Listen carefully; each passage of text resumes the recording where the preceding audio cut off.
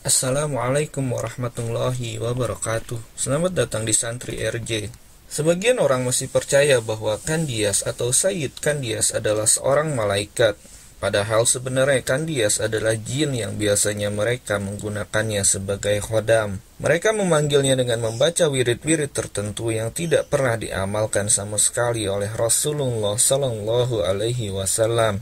Padahal telah jelas mengenai hukum jin khodam menurut Islam. Rasulullah juga bersabda tentang apa malaikat. Malaikat diciptakan dari cahaya dan jin diciptakan dari nyala api, dan Adam diciptakan dari apa yang telah dijelaskan kepada kalian. Hadis riwayat Muslim. Keyakinan yang benar tentang malaikat, beriman kepada malaikat merupakan pengalaman dari rukun iman yang kedua. Berarti keimanan seorang hamba kepada Allah belum sempurna jika tidak dibarengi dengan rukun iman yang lainnya, termasuk beriman kepada para malaikat.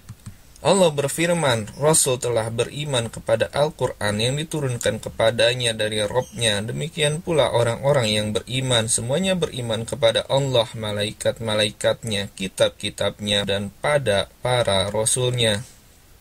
Quran Surat Al-Baqarah ayat 275.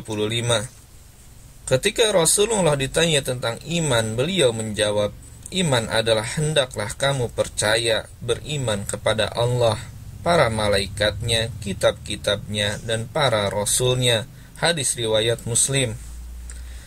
Imam Al-Baihaqi berkata, iman kepada malaikat mengandung beberapa maksud. Pertama, membenarkan dan meyakini bahwa malaikat itu benar-benar ada. Kedua, mengakui dan menempatkan posisi mereka secara proporsional. Mereka adalah makhluk Allah seperti manusia dan jin. Mereka tidak akan berkuasa untuk berbuat apa-apa kecuali yang sudah ditetapkan Allah bagi mereka. Kita tidak boleh mensifatkan mereka dengan sifat yang bisa membuat kita menyekutukan Allah dengan mereka. Ketiga, kita mempercayai bahwa di antara para malaikat itu ada yang menjadi utusan Allah kepada manusia yang dikehendaki Allah, atau mereka diutus Allah ke kelompok manusia lain. Kitab Su'abul Iman 163.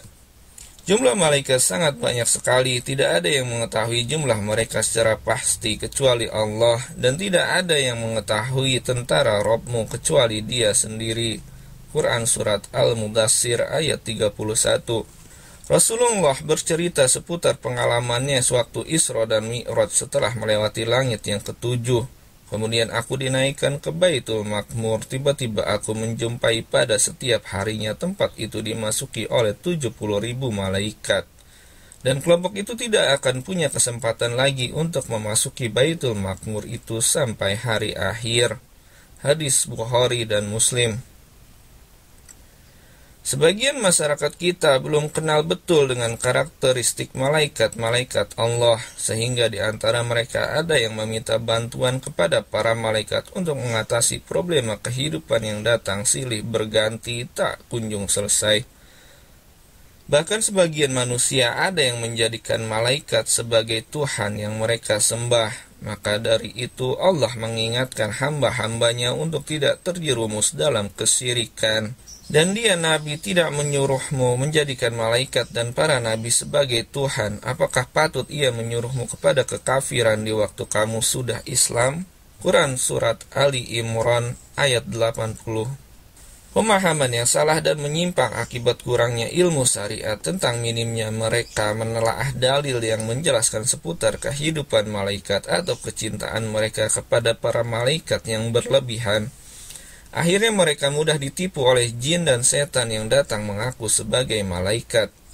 Sehingga di antara manusia dewasa ini ada yang mengaku telah didatangi malaikat Jibril dan mendapatkan wahyu darinya.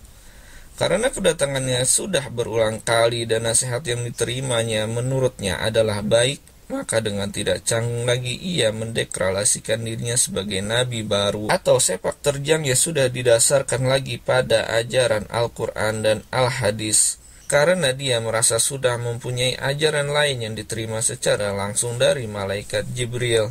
Dan juga orang yang berusaha untuk memperdalam ilmu hikmah serta mengasah kemampuan spiritualnya dengan cara yang tidak sesuai dengan tuntunan Rasulullah. Saat menjalani olah spiritual itu, dia didatangi oleh sosok yang mengaku sebagai malaikat utusan Allah untuk menyampaikan benda pusaka atau ilmu kekebalan yang tidak dimiliki manusia kebanyakan.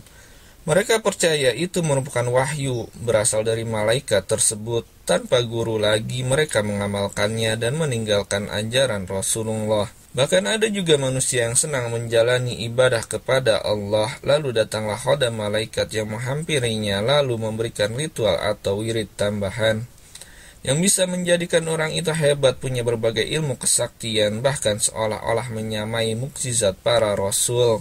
Akhirnya dia pun mengamalkan wahyu tambahan tersebut sambil mengamalkan ibadah-ibadah lainnya. Padahal itu ulah jin dan setan untuk menyesatkan hamba-hamba Allah yang masih lemah akidahnya, atau untuk menguji mereka kepada Allah. Kalau iman mereka lemah, pasti dengan mudah mereka akan datang sebagai sosok khodam malaikat tersebut. Akhirnya mereka terperosok dalam amalan yang mengandung bid'ah dan syirik. Dengan begitu mereka menyembah jin-jin yang bersosok malaikat tersebut, yang mereka percaya sebagai khodam suatu azimat tertentu atau bahkan khodam mantra-mantra ilmu kesaktian. Tapi kalau iman orang tersebut kuat, mereka tidak akan terpengaruh dengan datangnya malaikat-malaikat gadungan tersebut. Mereka akan tetap tekun beribadah kepada Allah sesuai tuntunan Rasulullah Shallallahu Alaihi Wasallam. Sebetulnya kita sudah diingatkan oleh Al-Quran agar waspada terhadap tipu muslihat setan yang bermodus khodam malaikat.